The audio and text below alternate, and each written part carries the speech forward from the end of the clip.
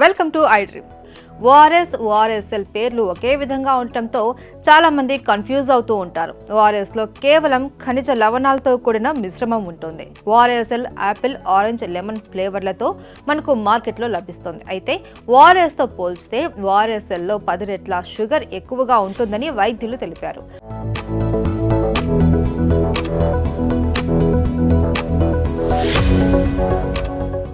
Diabetes ఉన్నవారు ఈ విధమైన ఓఆర్ఎస్ఎల్ తాగితే రక్తంలో షుగర్ లెవెల్స్ పెరుగుతాయట. అలాగే వృద్ధులు, డీహైడ్రేషన్కు గురయ్యేవారు ఓఆర్ఎస్కు బదులు ఓఆర్ఎస్ఎల్ తాగడం మంచిది కాదు అంటున్నారు. ఇది ఆరోగ్యానికి ప్రమాదకరమని వైద్యులు హెచ్చరిస్తున్నారు. ఈ మధ్య నకిలీ ఓఆర్ఎస్ల వాడకం కూడా ఎక్కువవుతుంది. అధిక వేడి వల్ల శరీరం నీటిని కోల్పోయి బాడీ డీహైడ్రేట్ అవుతుంది. దాంతో చాలా మంది ఓఆర్ఎస్లు తాగుతారు. అయితే ఈ మధ్య కాలంలో చాలా మంది ఈ ఓఆర్ఎస్లు తాగి అనారోగ్యం పాలై ఆసుపత్రిలో చేరుతూ ఉన్నారని వైద్యులు చెప్తున్నారు. సాధారణంగా ఓఆర్ఎస్లు అంటే నీరసంగా ఉన్న సమయంలో తక్షణం ఉపశమనం ఇచ్చే పానీయం. కానీ ప్రస్తుతం అవే జనాల ప్రాణాల మీదకు తెస్తున్నాయట. దాంతో వైద్యులు హెచ్చరికలు జారీ చేస్తున్నారు. ఓఆర్ఎస్లు ఎక్కువగా తాగేవారి ప్రాణాలకు ప్రమాదమని వైద్యులు హెచ్చరిస్తున్నారు.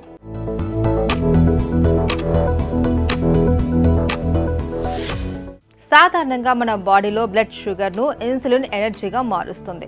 షుగర్ లెవెల్స్ పెరిగినప్పుడు ఎక్కువ ఇన్సులిన్ అవసరం అవుతుంది. కానీ డయాబెటీస్ పేషెంట్లలో ఇన్సులిన్ ఉత్పత్తి సరిపోక షుగర్ లెవెల్స్ ఒక్కసారిగా ఎక్కువైపోతాయి.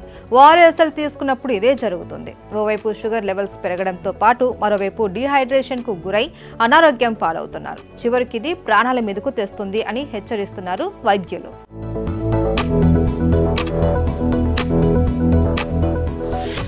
లిక్విడ్ ఓఆర్ఎస్ల పేరిట మార్కెట్లో ఉన్న ఓఆర్ఎస్ఎల్ తాగిస్తున్నారు అని, దీనివల్ల షుగర్ వ్యాధిగ్రస్తుల పరిస్థితి మరింత దిగజారుతోందని చెప్పారు. డయాబెటీస్ పేషెంట్లకు అది మరింత డేంజర్ అని వైద్యులు హెచ్చరిస్తున్నారు. కనుక ఓఆర్ఎస్లు తాగేవారు WHO ఫార్ములా ప్రకారం తయారు చేసిన వాటిని మాత్రమే వినియోగించాలి అని సూచిస్తున్నారు.